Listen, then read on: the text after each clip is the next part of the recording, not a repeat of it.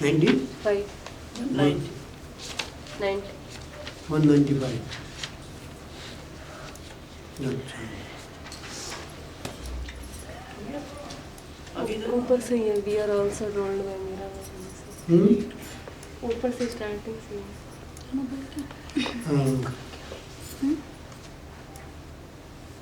in fact it seems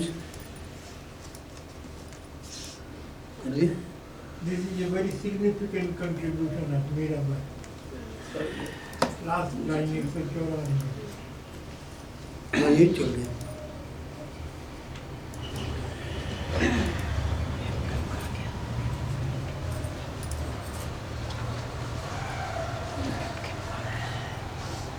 In fact, it seems that all the musical sounds are intertwined and intertimed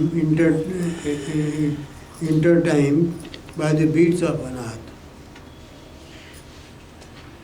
ऐसा मालूम पड़ता है कि सारी संगीत की ध्वनियाँ, सारी संगीत की ध्वनियाँ, म्यूजिकल साउंड्स आर इंटरट्वाइंड एक दूसरे में गुम्फित हैं. इस तरह से बज रही हैं कि सब एक साथ सुनाई पड़ रही हैं और अपने को सब गुम्फित मालूम पड़ती है. एक तो अलग अलग ध्वनियाँ होती हैं लेकिन ये गुम्फित है, इंटरट्वाइंड है और इंटरटाइम्ड है. इंटरटाइम्ड यानी टाइम के अनुसार मेल मिलाप मिलाने वाली, टाइम के अनुसार स्वर मिलाने वाली.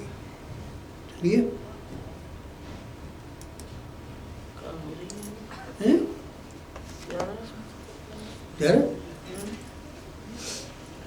तो इंटर टाइम कभी हो रहा है बाय द बीट्स ऑफ अनाहत. अनाहत का जो बजता है, बीट होती है, अनाहत का जो बजता है उसमें वो इंटरट्वाइंड है और इंटरटाइम्ड है. समय के अनुसार उसके मेल जोल चलता है, उसका हारमोनी है, समय के अनुसार हारमोनी है. स्वर लाल है, बधे हुए हैं स्वर एक से एक समय से चलते हैं. Mirabai however makes particular mention of the mystic being able to hear all the 36 ragas without a vocal sound. Mirabai कहती हैं पर्टिकुलर मेंशन, खास तरह से उदाहरण देती है, खास उदाहरण देती है of mystic being able to hear कि साधक सुन सकता है सारे 36 रागों को बिना किसी कंठ के स्वर के, बिना किसी कंठ स्वर वोकल साउंड, बिना कंठ के स्वर के 36 राग गाए जा रहे हैं. वहाँ पर वो कंठ नहीं है गाने वाला.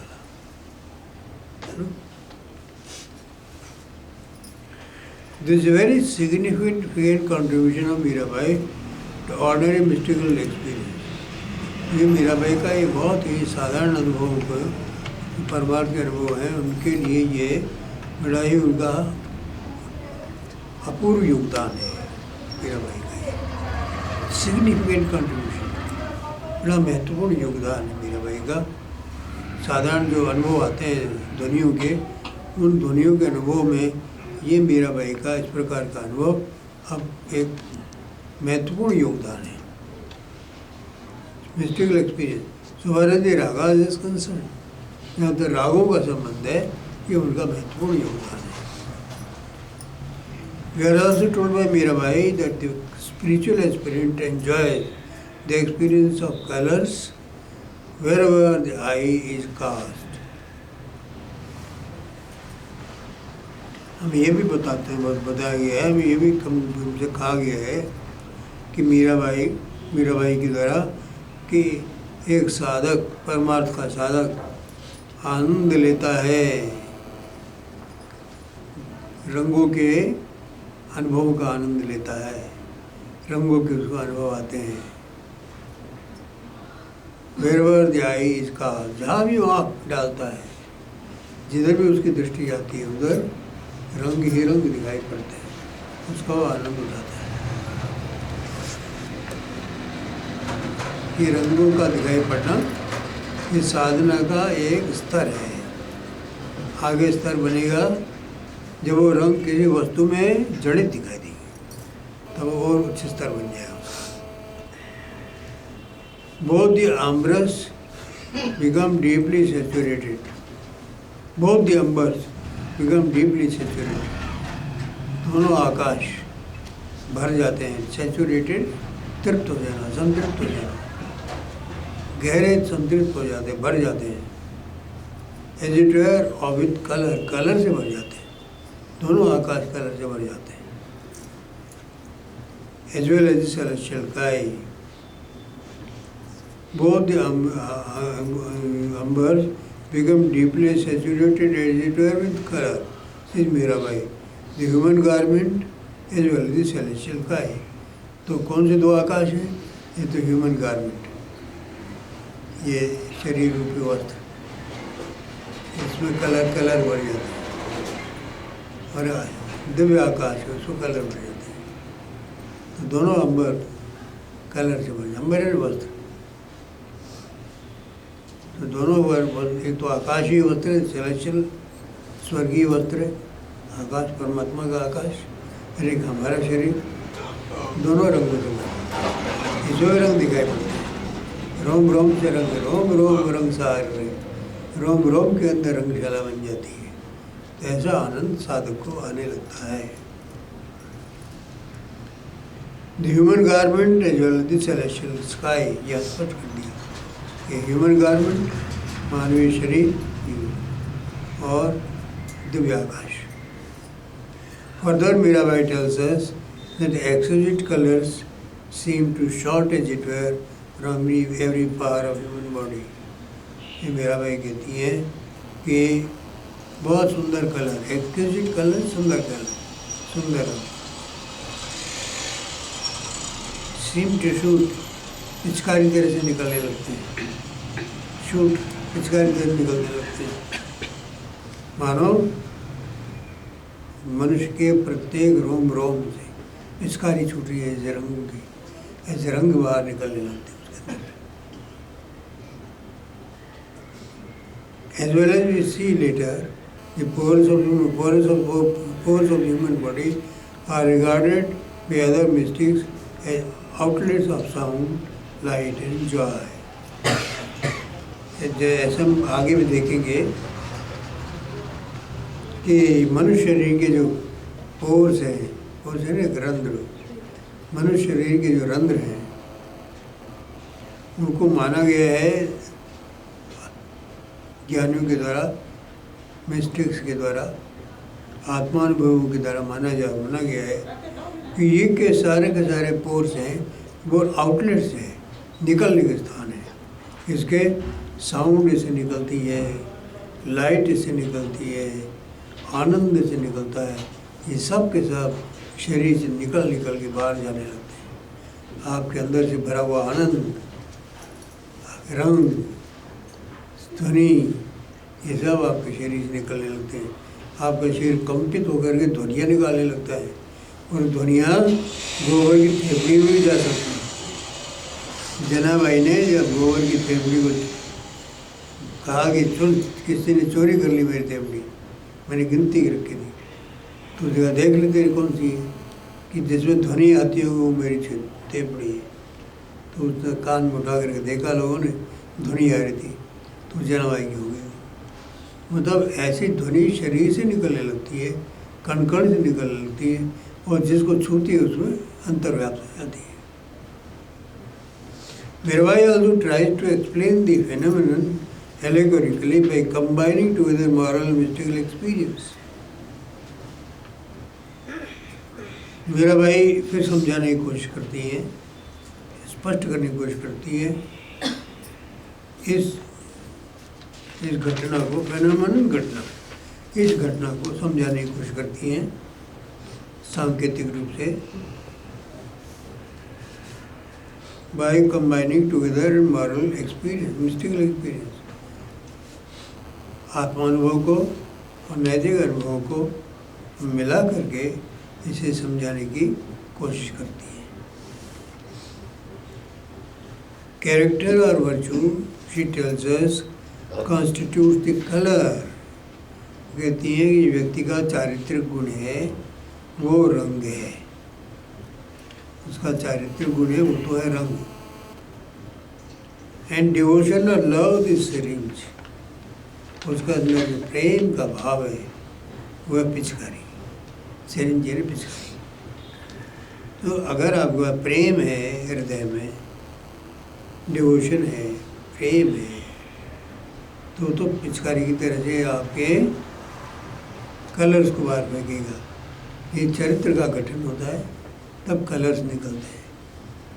यदि मानवीय मस्तिष्क संसार में रम जाता है तो फिर उसमें कलर नहीं बचते, वो नीरस हो जाता है, उसके रंग नहीं बनते। तो मीराबाई जो भक्त ईश्वर की भक्ति में लीन रहती थी, वो कह सकते हैं उड़द गुलाल लाल वो अंबर बरसत रंग अपार में। तो कलर जो निकलता है वो चरित्रकार होता है। Character virtue she tells us constitutes the colour, वो तो चरित्र का गठन, ये तो है रंग। And devotional love this syringe, जो प्रेम भाव है, भक्ति भाव है, वह पिचकारी। We have to throw color by combining the two. हमें अपने रंग को बाहर फेंकना है इन दोनों को मिला करके। भावी और वर्चू गुण भी, कैरेक्टर और गुण भाव दोनों जब मिलेंगे ना तब रंग बाहर निकलेगा, नहीं तो शरीर का गठन नहीं होगा। रंग फेंकने के लायक कमज़ोर रह गए। जैसे कि बच्चे के हाथ में बड़ी पिचकारी दे दो, वो फेंक तो हाथ में बल नहीं होगा, तो कहाँ से फेंके? तो वो कहेगा 12 साल का हो जाऊँ फेंक, तब मैं फेंकूँगा। अभी 2 साल का हूँ, नहीं तो पिचकारी संभले उसे और ने रंग फेंके हो।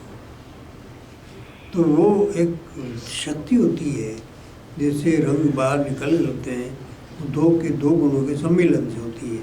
एक तो चरित्र का गठन भी हो और एक भाव भी हो, दोनों जब साथ होते हैं तब ये घटना होती है कि भक्त अपने रंगों को बाहर फेंकने लगता है।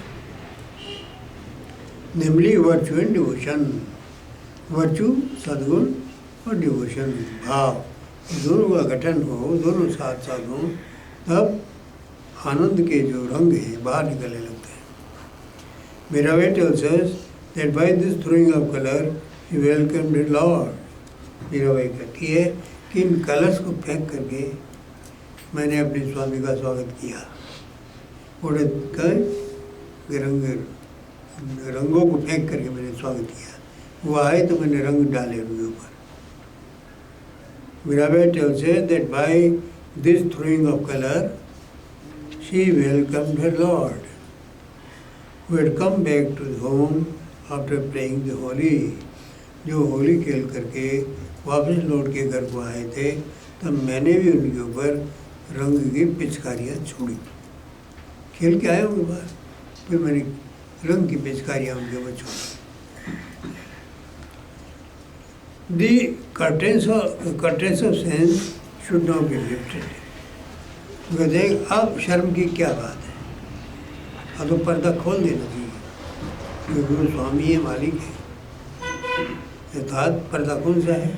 ये साधारण पर्दा नहीं जो पसंद होता है, ये पर्दा है इंद्रियां जो हमें संसार दिखाती हैं, उस पर्दे को हटाओ तो परमात्मा के दर्शन होंगे। उनको हटा दो, अब अंदर घुसोगे, प्रवेश करोगे तो आपको वो कर्टेन हटाना पड़ेगा, जैसे दर्शन। तो इंद्रियों का कर्टेन जब तक रहेगा, उसका पर्दा जब तक रहेगा, तब तक दर्शन संभव नहीं होगा। The curtains of sense should not be lifted. इंद्रियों का जो पर्दे हैं अब उनको उठा देना चाहिए। से Mirabai and we must welcome the lord after losing all sense of shame. और फिर इस प्रकार से सारे शर्म को एक तरफ करके हमें अपने स्वामी का स्वागत करना चाहिए। तो शेम ये हमारे सांसारिक अर्थ में शेम नहीं है, ये है कि हमें संसार को त्याग करने में शर्म महसूस नहीं करनी चाहिए। उसके लिए संसार का भी त्याग करें तो इसमें क्या शर्म की क्या बात है। हम दूसरी अर्थ ये लगा सकते हैं कि जब स्त्री विवाहित होकर घर जाती है, अपने घर में पति से मिलती है, तो फिर शर्म छोड़ देती है। मीराबाई कहती नहीं, इसका सांकेतिक अर्थ ये है वास्तव में कि जब परमात्मा से मिल रहा है तुमको, तो तुमको पर्दा हटाना पड़ेगा। वो इंद्रियों का पर्दा है जो परमात्मा से आपको आवृत कर हटा देता है। इंद्रियों का पर्दा है, उसको हटाओ। अब तो सोचो संसार का पर्दा, संसार तुम्हारे लिए ज़्यादा महत्वपूर्ण है, तो ये भाव छोड़ो। This utterance might be taken to mean merely an utterance of श्रृंगार। साधारणतः संसार में ये जो उक्ति है मीराबाई की, इसको श्रृंगार के अर्थ में ले सकते हैं। संसार का श्रृंगार का जो भाव है उस अर्थ में भी इसको लिया जाता है। But this is not so, लेकिन ऐसी बात है नहीं।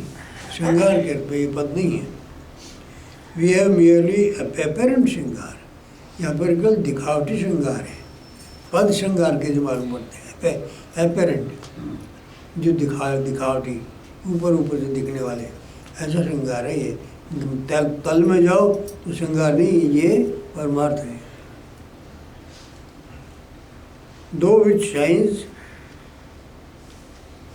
Through which shines Mirabai in their devotion. इस श्रृंगार के पद से मीराबाई की भक्ति झलक रही है अंदर। लगता श्रृंगार का पद है, इसके अंदर से मीराबाई की भक्ति प्रकट हो रही है। In the case of Jayadev, on the other end, we have apparent devotion. गुरुदेव का मत है कि जो जयदेव का पद है, कौन से गीत गोविंद हैं? गीत गोविंद। कौन आ गया? गीत गोविंद जो जयदेव के पद है,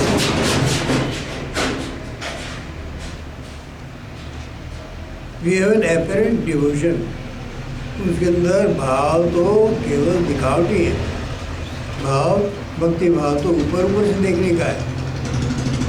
तो इस कब चाहोगे श्रृंगार, इसके अंदर से वास्तविक श्रृंगार का भाव दिखाई पड़ता है। जयदेव के पदों में ऊपर से तो श्रृंगार वो है, भाव है, डिवोशन है, लेकिन अंतर्भूत उसमें क्या है?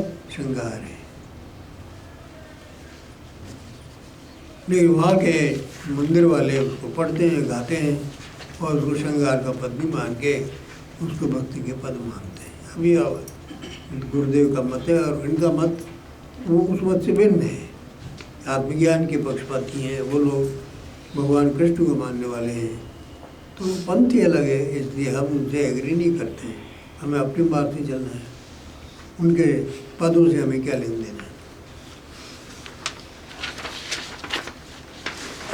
It is to our readers to choose whether they would prefer to have the garb of श्रृंगार। ये हमारे आप पढ़ने वालों पर, रीडर्स पर निर्भर है कि वो क्या प्रेफर करते हैं। श्रृंगार का ढक्कन ओढ़ना और सब्सटेंस ऑफ डिवोशन और तत्व रूप से भाव और केवल दिखावटी रूप में श्रृंगार, इसको पसंद करते हैं। और द गार्ब ऑफ डिवोशन, अथवा भक्ति का तो ओढ़ना और सब्सटेंस ऑफ श्रृंगार और तात्विक रूप से श्रृंगार। दिखावटी रूप से भक्ति और तात्विक रूप से श्रृंगार। आप किसको पसंद करते हैं ये आपकी इच्छा पर है। हमने तो अपना मत ये दे दिया कि मीराबाई का जो है वो श्रृंगार का पद नहीं, वो भक्ति का पद है और गुरुदेव उसे ही मान्य करते हैं। दिशाओं मीराबाई साधु की संगति पाई रहे, which we shall next consider, we came across two very significant points। Mirabai के पद में पद है साधु की संगति पाई रहे। इस पद के अंदर जैसे हम आप विचार, जिस पर हम विचार कर रहे हैं, वे कम across two significant points। हम दो महत्वपूर्ण बिंदुओं को पाते हैं। दो महत्वपूर्ण बिंदु हम उसको पाते हैं। In the first place, Mirabai tells us The spiritual life cannot be nurtured for the company of the spiritual teacher and the saints. पहली बात तो मेरा ये कहती है कि स्पिरिचुअल लाइफ जो है, परमार्थ का जीवन, कैनॉट बी नर्चर्ड, यानी विकसित नहीं हो सकता। नर्चर्ड विकसित होना, परिपक्व होना, कैनॉट बी नर्चर्ड यानी विकसित नहीं हो सकता।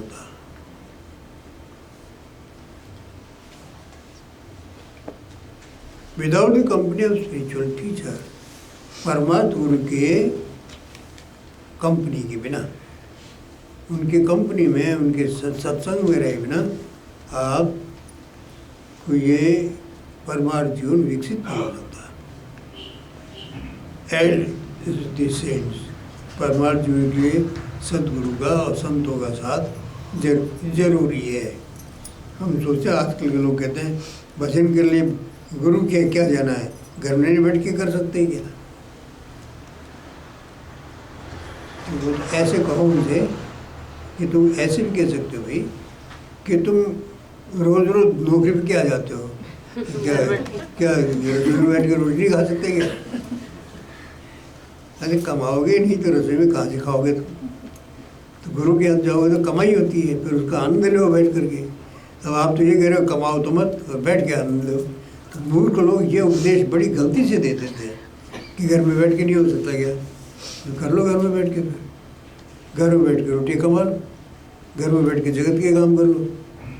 एक यही चीज़ है परमार्थी जिसको घर में बैठ के करो। बाकी तुम सब कुछ धंधा, गोरख धंधा करने के लिए बाहर जाओ। इस उत्तम चीज़ के लिए तो घर में ही बैठो और कहीं मत जाओ। अब कैसे होगा ये? संतों की राय है, गुरुदेव कहते हैं कि परमार्थ जीवन का विकास नहीं हो सकता बिना स्पिरिचुअल टीचर के और संतों की संगति के बिना। इनके ये जब देंगे आपको तभी तो आपके पास आएगी ये चीज़।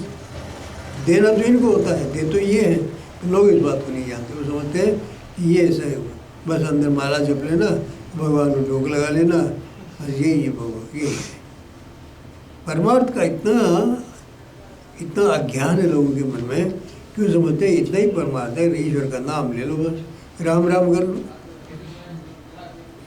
कई लोगों से कहते क्या करते हैं तुम्हारे पिताजी, कि वो राम राम कर रहे हैं। राम राम तो उनके स्मशान में जाएंगे तब भी होगी। इस राम राम से होना क्या है? राम राम तो एक बीज मंत्र है, लेकिन वो किसी मिलना चाहिए ना बीज। सारे संसार के बीज तो बाढ़ में बने हुए बीज है।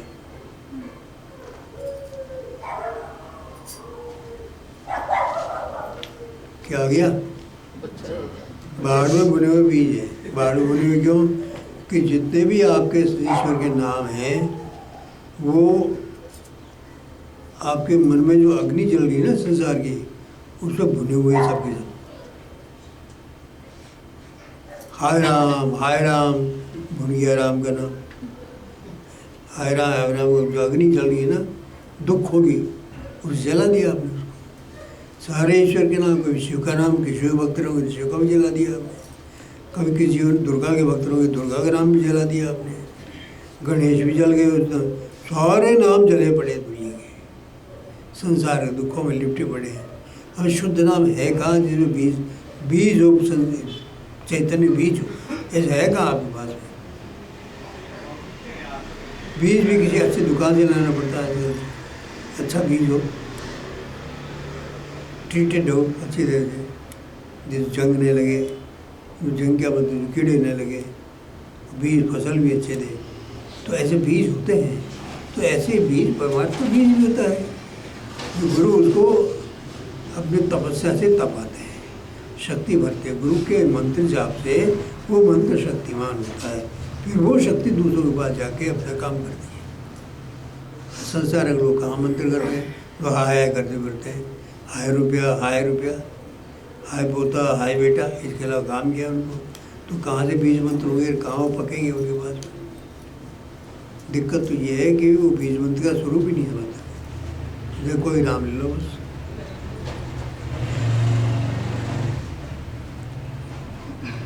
The spiritual teacher and the saint perform the function respectively of the mother and the nurse. अब देखो बड़ा अच्छा स्पष्ट किया इन्होंने कि स्पिरिचुअल टीचर जो हैं वो तो साधकों के लिए माँ का काम करती है, पोषण मिलता है तो वहाँ से मिलता है। स्पिरिचुअल टीचर मदर की तरह से है जो कि साधकों के लिए पोषक है, पोषण देते हैं। The spiritual teacher and the saint perform the function respectively the mother and the nurse। और जो संत लोग हैं वो नर्स का काम करते हैं। नर्स क्या करती है, वो पालती नहीं, दूध नहीं पिलाती, उसको तो आप दाई माई रख लो घर में, किसी को संभालने के लिए बच्चों के नौकर को रख लो तो संभाल देगी, निला देगी, खिला देगी, लेकिन मुख्य चीज़ तो भोजन है, वो तो माँ को ही देना पड़ेगा। इस तरह से संत लोग हैं, उनके अंदर अंतर का ये है कि गुरु तो आपकी माँ की तरह से जो आपको भोजन देंगे, और संत लोग आपको ठीक रास्ते पर रखेंगे, ले जाएंगे, ठीक आपको वातावरण देंगे, आपको पालेंगे पोसेंगे, आपको उन्नत करने के लिए। माँ बाप के अलावा देखो बाद में अध्यापक भी तो चाहिए होते हैं, वो उसको पढ़ा के बड़ा करते हैं, लेकिन खिलाते पिलाते माँ बाप। तो जो परमार्थ का भोजन मिलेगा वो तो मिलेगा गुरु से। और अन्य प्रकार के जो उपदेश हैं जो परमार्थ के लिए और भी बहुत अच्छे तरह के उपदेश चाहिए होते हैं, वो गुरु से अन्य संतों से मिलते हैं। तुलसीदास पढ़ो, सूरदास पढ़ो, अन्य किसी संतों को पढ़ो तो वो सब सदुपदेश मिलते हैं, लेकिन बीज मंत्र नहीं मिलता, वो तो गुरु देता है। Spiritual teacher and cents perform the functions respectively of the mother and nurse. Mother का और नर्स का फंक्शन गुरु और सेंट्स करते हैं। How to vary the metaphor of the sower and the gardener, अथवा इस रूप को बदल दें, वेरी है बदलना, वेरी द मेटाफर रूपों को भी बदल दें तो दोनों का संबंध क्या है, एक तो बीज बोने वाला है और दूसरा बीज बोने के बाद उसको संभालने वाला है, गार्डनर है, संभालता है उसको। बीज बो दिया और फिर आपने संभलवा दिया खेत, भाई आप बीज पकेंगे, ये वृक्ष बनेंगे, इनके अंदर से फसल आएगी, तब तक तुम इसे संभाल करो, इसको कीड़े नहीं खा जाएं, इसको जानवर नहीं खा जाएं, इसकी तुम संभाल करना, ये गार्डनर का काम है। बीज डालने वाले बीज डाल दिया, अब गार्डनर का भी काम जरूरी होता है, नहीं तो बीज ही आपके व्यर्थ हो जाएंगे फटके हुए। It is only in the company of the good that virtual life last. अच्छे आदमियों की संगत में, सत्पुरुषों की संगत में ही हमारा सद्गुण जीवन, सद्गुण में जीवन विकसित होता है, फ्लावर्स विकसित होता है। वर्चुअस लाइफ सद्गुण जीवन, सद्गुण का जीवन फ्लावर विकसित होता है। हम अच्छे बन रखेंगे या सत्पुरुषों की संगत में। And when we come across those who reach the highest state of realization, और जब हम ऐसे मनुष्यों के साथ में आते हैं जिन्होंने बड़ी उच्चतम स्थिति प्राप्त कर ली है परमार्थ की, इट फ्रक्टिफाई, तब वो फल देते हैं। फ्रक्टिफाई फल देना, तब वो फल देते हैं, या उसके अंदर बीज का अंकुरण होता है। I was fortunate, says Mirabai, to come into contact of the great saints who had attained the highest spiritual perfection. Mirabai कहते हैं मेरा ये सौभाग्य था कि मैं महान संतों के संपर्क में आई जिन्होंने ये उच्चतम परमार्थ की पूर्णता प्राप्त कर ली थी, उच्चतम पूर्णता जिन्होंने प्राप्त कर ली थी। मेरे को उनके संपर्क में आने का सौभाग्य मिला, जाके पूर्ण कमाई रही, जैसे कमाई पूर्ण है।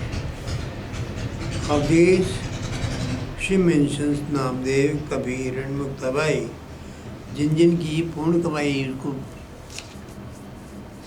निगाह में आई मीराबाई को, जिनकी संगति इन्होंने पाई, किसी भी तरह से पाई, या प्रत्यक्ष में पाई या पदों के द्वारा पाई, कैसे पाई, तो वो नाम लेते हैं नामदेव, कबीर और मुक्ताबाई। इन तीनों का नाम जाके पूर्ण कमाई। It is significant to remember that Mirabai mentions Muktabai as her compeer. ये बात ध्यान देने योग्य है कि मीराबाई मुक्ताबाई का मेंशन करती है, उसका उदाहरण देती है।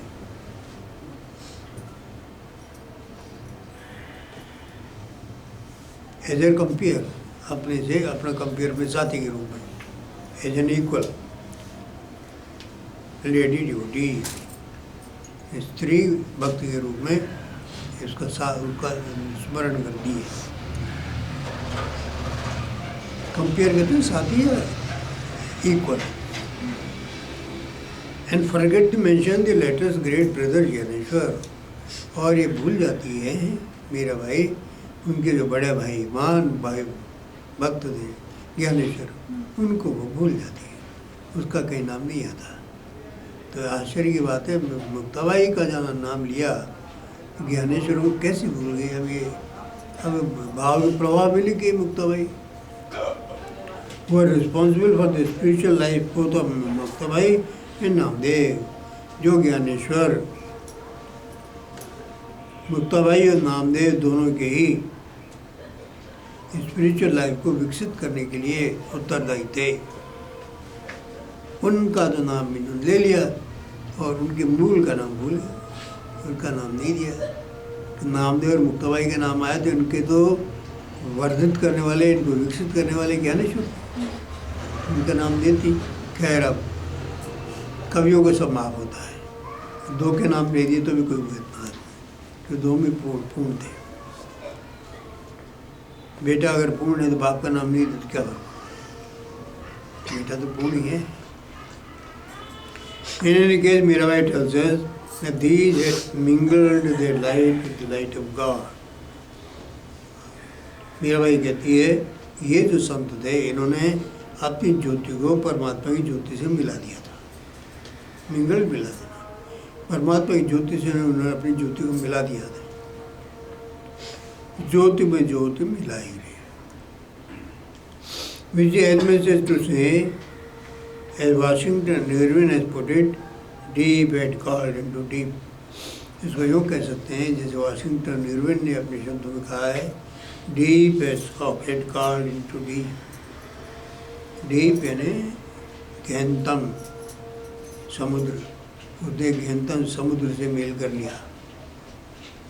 अर्थात आत्मा जो स्वयं में गंभीर परमात्मा तत्व है, उसे गंभीर परमात्मा तत्व में प्रवेश कर लिया। दोनों ही ऐसे एक ही समान है। आत्मा को वो ही गंभीर परमात्मा तत्व है, और परमात्मा है वो भी गंभीर परमात्मा है, उसने उसको प्रवेश कर लिया। दोनों के नेचर एक है, गुण एक है। तो जब आत्मरूप प्रकट हो गया तो परमात्मा मिल गया। और as Green has said spirit had called into spirit, Green के शब्द में कह सकते हैं आत्मा ने आत्मा को पुकार लिया, उसे मिल गई। The spirit without being immersed in spirit without, अर्थात ये कह सकते हैं कि हमारे अंदर जो आत्मरूप है, the spirit being immersed in the spirit without, the spirit with in, हमारे अंदर जो आत्मा है वो इमर्स्ड है, डूब गई इन द स्पिरिट विदाउट, बाहर बहिरात्मा में। अंतरात्मा तो हम देखते हैं विकसित होती है, प्रकाश डालने लगती है, प्रकाश नजर आने लगता है, बाहर निकलने लगता है। जब बाहर निकलने लगता है हम देखते हैं बाहर भी प्रकाश प्रकाश भरा हुआ है। तब जब बॉडी ड्रॉप होता है तो ज्योति से ज्योति मिल जाती है। वैसे बॉडी भी बाधा नहीं देता है मिलने में, शरीर भी आपका नहीं के बराबर हो जाता है। शरीर चेतन का प्रकाश बाहर फैलने लगता है और बाहर के प्रकाश से मिल करके एक कंटिन्यूअस फ्लो हो जाता है अंदर से बाहर तक, भेद नहीं रहता। शरीर हो चाहे नहीं, क्योंकि शरीर के कण कण से प्रकाश की किरणें निकलने लगती है, तो स्रोत बन जाता है प्रकाश का। तो बाधक कहाँ बने गए, बाधक तो जब तक अहंकार अज्ञान है तब तक शरीर से प्रकाश नहीं निकल सकता। जब आपका शरीर से प्रकाश का प्रवाह चलने लगता है तो बाहर का प्रवाह मिल जाता है। नदी ये है और समुद्र वो है, बस इतना ही अंतर होता है। Without immanent and the transcendent having become one, immanent and अंतर्भूत, ट्रांसेंडेंट बहिर्गत, दोनों के दोनों मिलकर के एक हो गए। जो अंतर्भूत अंतरात्मा अंदर मौजूद था, ट्रांसेंडेंट बहिर्गत बाह्य संसार, संसार से अतीत, ट्रांसेंडेंट कहते हैं संसार से अतीत, विश्वातीत, वो दोनों मिलकर एक हो गए। अब हमारे अंदर जो बैठा हुआ है चैतन्य, वो बाहर चैतन्य से, बाहर के चैतन्य से एक हो गया। कहो इस तरह से कह सकते हो कि इस आकाश को, ये कमरे के अंदर जो आकाश है, दीवारों को तोड़ दो तो ये आकाश बाहरी आकाश से एक हो गया है। क्या मतलब हुआ? यही बात हुई। तो पहले ही एक था, ये शरीर अहंकार बाधक थे, वो ड्रॉप हुआ पर्दा और दोनों एक हो गए। तो इमेनेंट जो था वो ट्रांसेंडेंट से एक हो गया। अंतर्भूत अंतरात्मा जो था, शरीर के पंजरे में बंधा हुआ, शरीर के वो हटते ही, शरीर का ज्ञान हटते ही परमात्मा से विलीन हो गया, उसके अंदर विलीन हो गया। The second important point which Mirabai stresses the doctrine of progressive realization. दूसरा इम्पोर्टेंट पॉइंट है, महत्वपूर्ण बिंदु है जो मीराबाई जिस पर जोर देती हैं, वह है डॉक्ट्रिन ऑफ प्रोग्रेसिव रियलाइजेशन। वह है शनै शनै गति का सिद्धांत। प्रोग्रेसिव आदि बढ़ता हुआ, शनै शनै वर्धित होने वाला अनुभव का सिद्धांत। ये अनुभव हमारे एकदम नहीं बढ़ते, ये अनुभव धीरे धीरे विकसित होते हैं। जैसे जैसे हमारा शरीर तैयार होता है, माइंड तैयार होता है, वैसे वैसे अनुभव को प्राप्त करने की योग्यता उसमें बढ़ती है। तो हमें अभ्यास इसलिए करना पड़ता है कि हमारे अंदर योग्यता आ जाए कि हम उसको प्रकाश को प्राप्त कर सकें, उस परमात्मा के अनुभव को प्राप्त कर सकें। तो साधना इसीलिए होती है। हर कोई ये चाहता है हमें तत्काल यो ही दिख गया, सबकी भूख यही है, यो ही दिख गया। जिस तरह से कमाई करने के लिए नौकरी में जाते हैं, लोगों की ये इच्छा होती है कि बिना कमाए बिना काम किए हमें पैसे मिल जाए। वो अपना कोट टाक के चले जाते गप से लड़ाने के लिए कुर्सी पर, बगल वाले कह जाते गाय तो कहते ना भी आ रहे बाबूजी काम से गए, और कोट टका रहता है तो शाम को पहन गया जाता है। सेक्रेटेरिएट के हाल देखा वहाँ कोट टाक के लिए काम नहीं करेंगे, फाइल नहीं निकालेंगे, पैसे तो उठा निकल जाएंगे, फाइल नहीं निकालेंगे। बाबू बैठे कोर्ट में सब कहाँ गए? तो अभी इनको बुलाया था, गए अभी ऑफिस के काम पर, दूसरे ऑफिस में गया होगा, अभी आएंगे, फाइल लेके गए।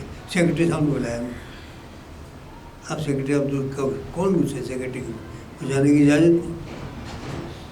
आप इस तरह से टाइम अपनी इवेंट करें। हर एक जगह पर जहाँ संभव हो, हर एक ये चाहता है बिना काम के मिल जाए। तो परमात्मा की ये प्रवृत्ति है, हर एक चाहता है कि इसमें क्या है, तो आँख विचार नाम लिया फट दर्शन हो जाए।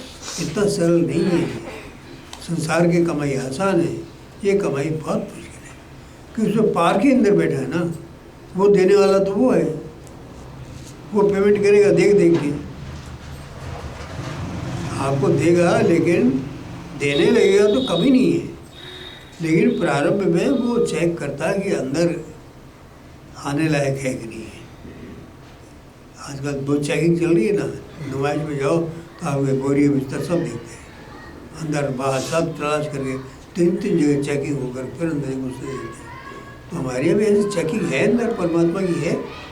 अब ये किसका वश? आप तो समझते हैं कि हमारे चेक करने की आदत, हम जाए ही परमात्मा को बज रहे हैं। और ये भी तो देखते हैं कि आपने पूरे दिन स्नान किया है कि नहीं, संसार से अपनी धुलाई करके आए हो कि नहीं, अच्छे वस्त्र पहन के आए हो कि नहीं, चुंदरी आपकी ठीक है कि नहीं, शरीर आपका साफ है कि नहीं, संस्कार आपके धुले है कि नहीं, ये सब वो अंदर वाला जानता है, हम क्या जाने इस बात को। इसलिए दिक्कत होती है। Progressive realization, doctrine of progressive realization, The realization is progressive. It progresses from day to day by your effort. अधिक अधिक धीरे धीरे आगे वर्धित होता है, एकदम नहीं होता है. A famous saint of Karnataka, Narsappa, who died at the age of 105 near Nimbal, एक बड़े अच्छे संत हैं कर्नाटक के नरसप्पा, जिनकी जो देह निम्बाल के पास है, जिनका देहावसान हुआ था 105 वर्ष की उम्र में. And whom the present writer had the fortune to see, जिसको ये प्रेजेंट राइटर गुरुदेव ने कहते हैं कि मेरे को भी सौभाग्य हुआ था उनका दर्शन का. Use to utter a message of spiritual teacher, वो अपने परमार्थ गुरु के एक संदेश का जिक्र किया करते थे, बोला कर बार बार बोलते थे उसको. क्या? Which was evidently A replica of the teaching of Mirabai in the present song, जो कि मीराबाई का जो इस पद में जो भाव है उसका प्रतिरूप है, उसका प्रतिरूप है. रिप्लिका, प्रतिरूप, copy. In is old broken Hindi, बन्नत बन्नत बनी आई रे, वो कहते थे बनत बनत बनी आई रे, लेकिन वो कर्नाटक के थे तो ऐसे बोलते बन्नत बन्नत बनी आई रे. तो गुरु का उपदेश था बनत बनत बनी आई रे, भैया ऐसे जल्दी निराश मत हो, इसमें कहीं जीवन लगाने पड़ते हैं तो भी प्राप्त भी है. यार तू आनंद का समुद्र मिलने वाला है और तू समय देने को तैयार नहीं हो तो ये कैसे पार पड़ेगी. दुनिया में ही कोई चीज़ बिना परिश्रम की नहीं मिलती. which was evidently given implies that may not be given to man to reach the very highest limits all at once. इसका मतलब ये इम्प्लाइज, इसका अर्थ तात्पर्य गंभीर तात्पर्य ये है, निहित अर्थ ये है कि एक आदमी के लिए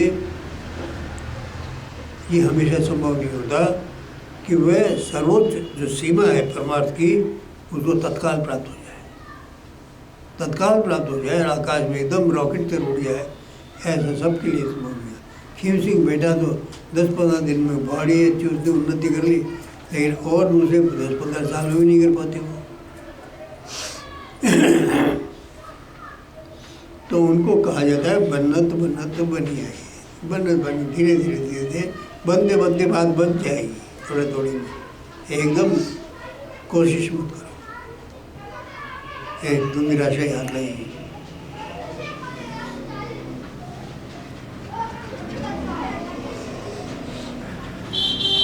And yet a man can always keep going nearer to the peak.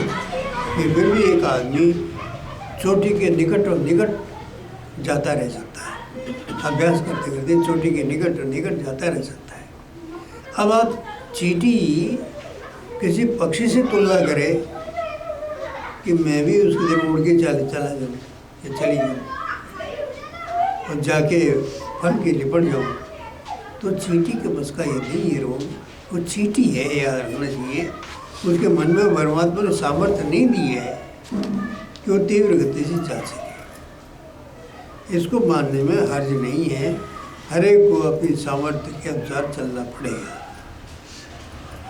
इस बार साधक लोग एक दूसरे की ईर्ष्या करने लगते हैं और गुरु पर भी आरोप लगा देते हैं कि गुरु जी को ये बहुत प्रिय है इसलिए इसको ज़्यादा मिलता है.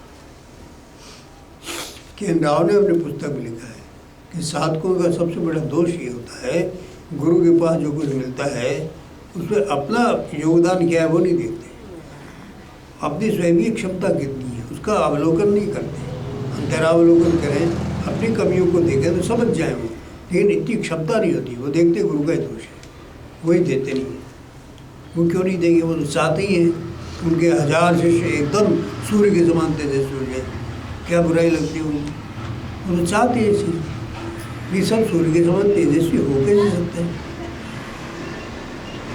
समय तो लगेगा, कहीं तो कई जन्मों में बनेंगे, कहीं इसी जीवन में बन जाएंगे. इसलिए जब परिवार चालू किया था अपने सत्संग ये, तब मैं प्राय क्या कहता था, मिश्रा जी याद है आपको? 10 तैयार हो जाए इतनी आकांक्षा है, 10 भी तैयार हो जाए तो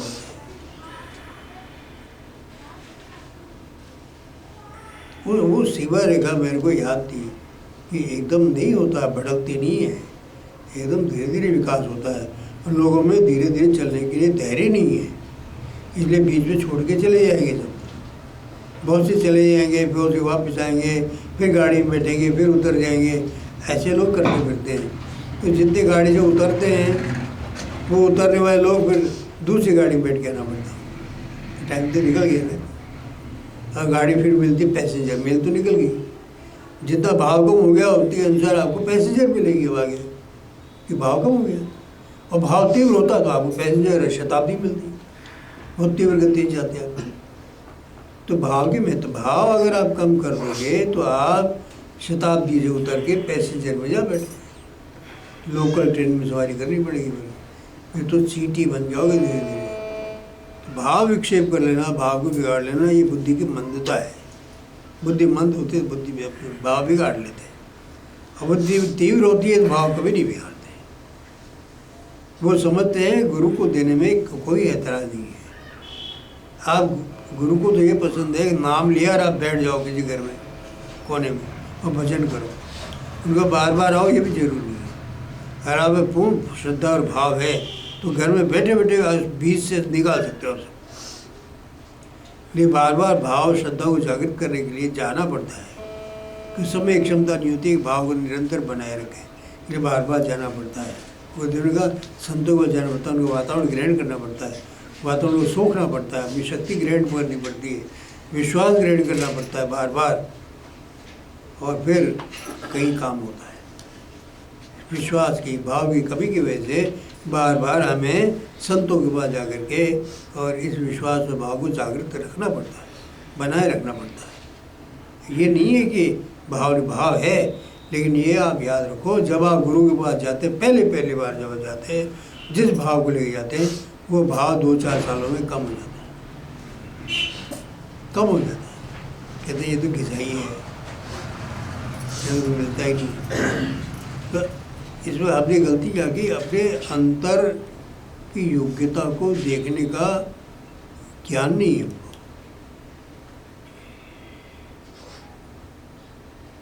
केन राव की बड़ी अच्छी पुस्तक है, उन्होंने साफ लिखा है कि शिष्यों की गलती ये है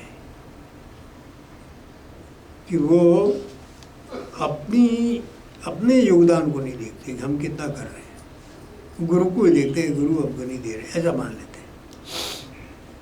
और गुरु की कमी क्या है कि गुरु की कमी ये है कि वो शिष्यों पर आश्रित हो जाते हैं। पैसे टके से और किसी आश्रित हो जाने वाले गुरु वो फिर बिक जाते हैं, वहाँ पर लोग फिर मोनोपोलाइज कर लेते हैं, उनको घेर लेते हैं, फिर वो न्याय नहीं कर पाते सबके साथ। गुरु को कभी शिष्यों को घेरना नहीं चाहिए, कभी उन पर निर्भर रहना चाहिए, उनको स्वावलंबी होना चाहिए, पैसे टके उनकी खुद की कमाई होनी चाहिए, कभी शिष्यों की कमाई पर निर्भर नहीं करना चाहिए, स्वावलंबी है, सही बात कहने के लिए समर्थ होना चाहिए, गुरु की योग्यता होनी चाहिए। और शिष्य को ये योग्यता नहीं चाहिए कि गुरु के प्रति विश्वास कम न करके अपना भी अंतरावलोकन करें, भाई हमें भी तो कोई कमी हो सकती है जो हमको नहीं मिल रहा है।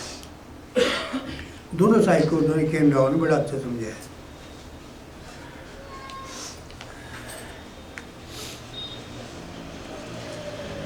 तो हम धीमे धीमे अभ्यास करते करते चोटी के निकट और निकट चले जाते हैं।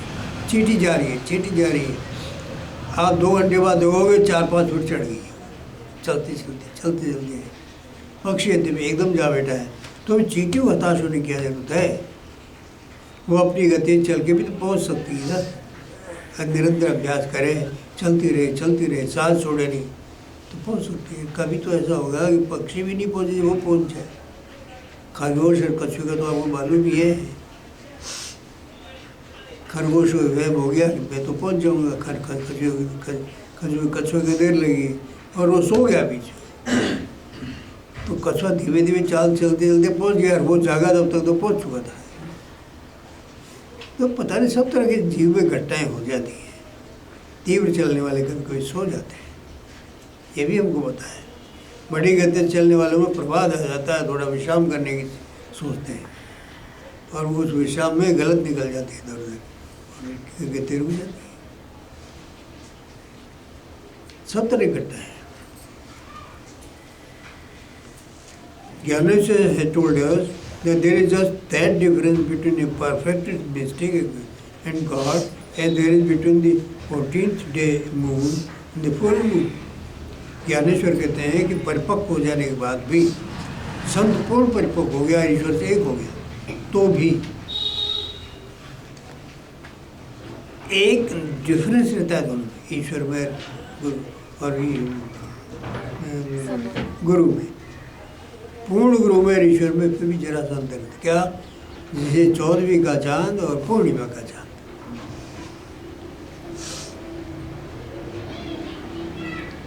इसलिए ये नहीं सोचना चाहिए कि 14वीं का चांद है तो कम है। आपको 14वीं का चांद भी उतना ही प्रकाश मिलता है जब पूर्णिमा का देता है, क्या कमी होती है?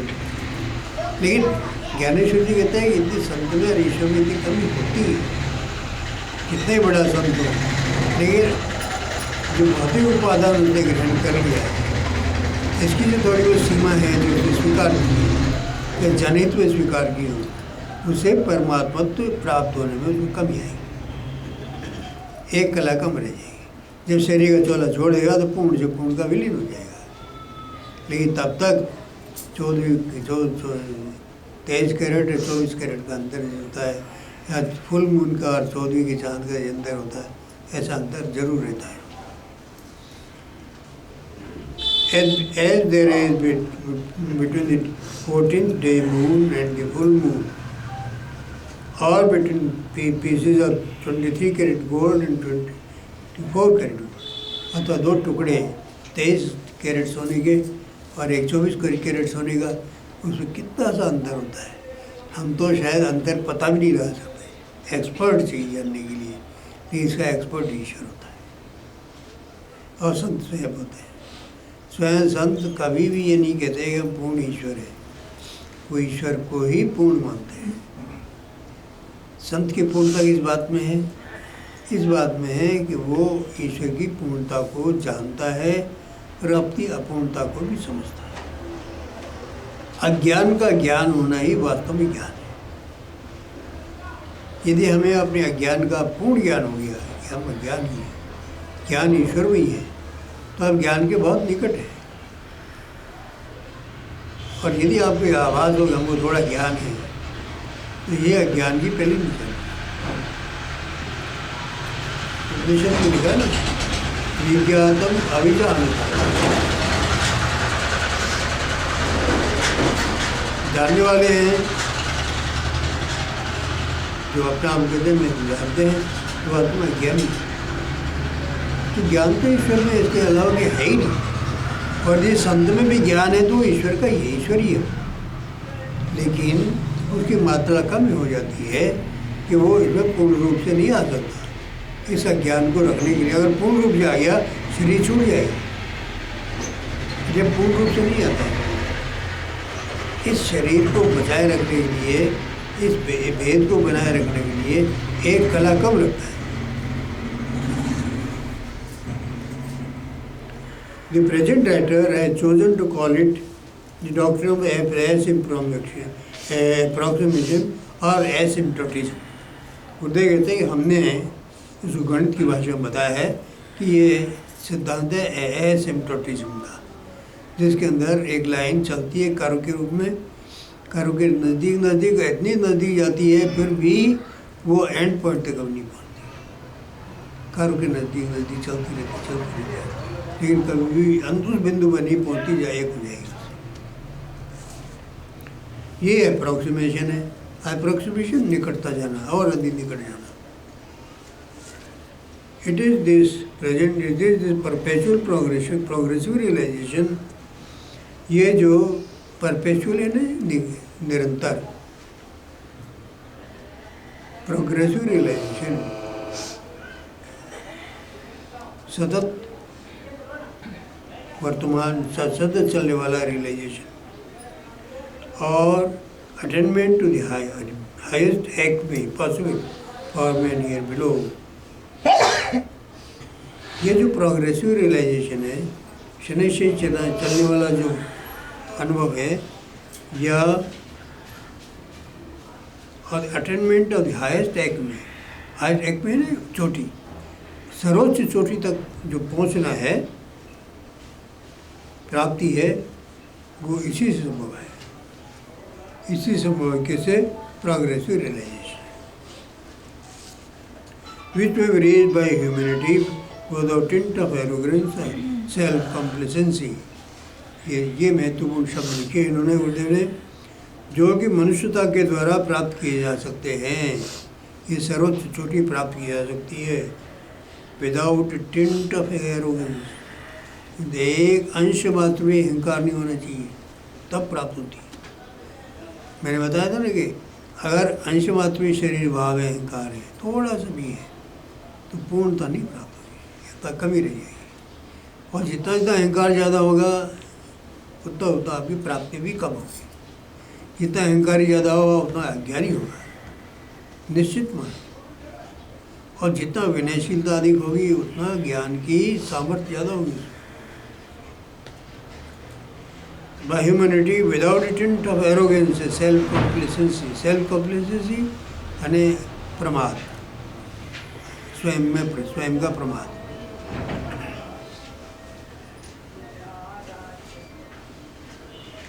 We only mention the doctrine here without making the application to different spheres of human thought। हम यहाँ ये जो सिद्धांत है अप्रोक्सीमेशन का या एसिप्टोटिज्म का, हमने केवल परमार्थ के अनुभव में ही इसको लागू किया है, लेकिन हम अधिक प्रयास नहीं कर रहे हैं इसको अप्लाई करने के लिए। विचार के दूसरे क्षेत्रों में इसको अप्लाई करने का प्रयास नहीं कर रहे हैं, जैसे नैतिकता, एपिस्टेमोलॉजी, ज्ञान शास्त्र, मिस्टिज्म, परमार्थ और मेटाफिजिक्स, दर्शन शास्त्र, इनमें भी इसको लागू किया जा सकता है, लेकिन वो विवेचन अभी हमारा विषय नहीं है। This problem which will be reserved for a later occasion। ये ऐसी समस्या है जो बाद के किसी अवसर के लिए रिजर्व रखे हुए, कभी समय मिलेगा तो इस पर लिखेंगे। But it is important to remember that Plato had the same doctrine in mind when he speak of the idea of the good। ये ध्यान में रखने की बात है कि प्लेटो का भी आइडिया जो था वो यही इस बात को मान के चलता था कि आइडिया ऑफ द गुड है, शुभ का सिद्धांत। गुड का मतलब शुभ, शुभ का प्रत्यय, आइडिया ऑफ द गुड।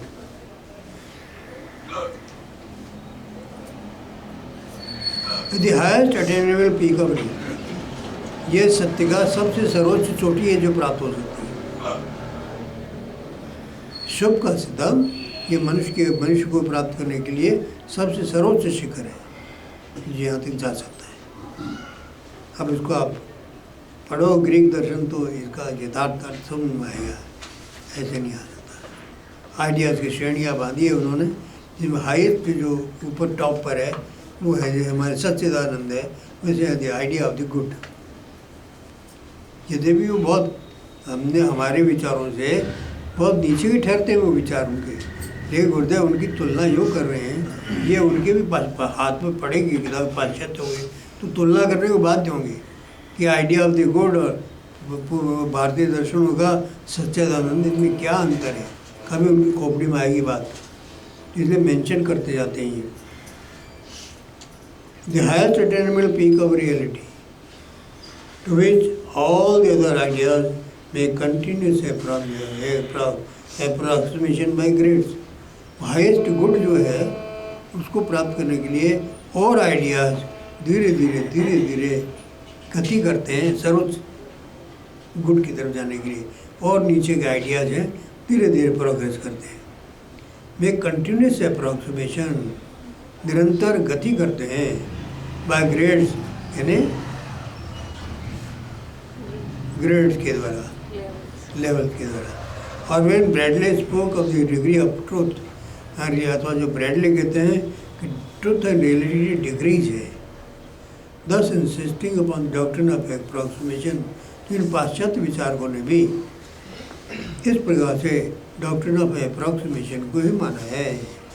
अर्थात सत्य के निरंतर नजदीक गया जाता है, इस सिद्धांत को माना है इन एपिस्टेमोलॉजी एंड इन मेटाफिजिक्स। ज्ञान शास्त्र में भी और दर्शन शास्त्र में भी इन लोगों ने इस चीज़ को मान लिया है, पाश्चात्यों ने इस बात को बताया। अब सूरदास और तुलसीदास अपन कल लेंगे, आज के तो 5 बज गए।